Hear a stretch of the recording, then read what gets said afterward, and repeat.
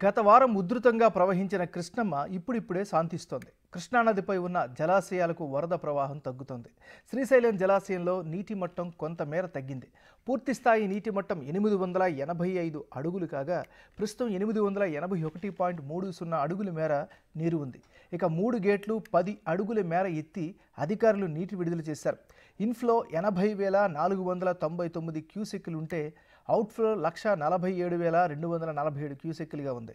ఇక శ్రీశైలం జలాశయంలో సామర్థ్యం 215.8 టీఎంసీలు కాగా ప్రస్తుతం 195.2 టీఎంసీలు ఉన్నాయి.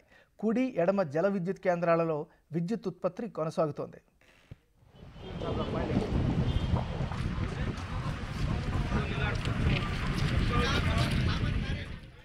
నాగార్జున సాగర్కు వరద ప్రవాహం కొంతమేర తగ్గినా ఇంకా కాస్త ఉధృతంగానే ఉంది. అధికారులు మొత్తం 18 గేట్లను 5 అడుగుల మేర ఎత్తి నీటిని విడుదల చేశారు. ప్రస్తుతం నాగార్జున సాగర్కు ఇన్ఫ్లో అవుట్ఫ్లో 1,87,716 క్యూసెక్కులుగా ఉంది. నాగార్జున సాగర్ పూర్తిస్థాయి నీటి మట్టం 590 అడుగులు కాగా ప్రస్తుతం 588 అడుగుల వరకు నీరుంది.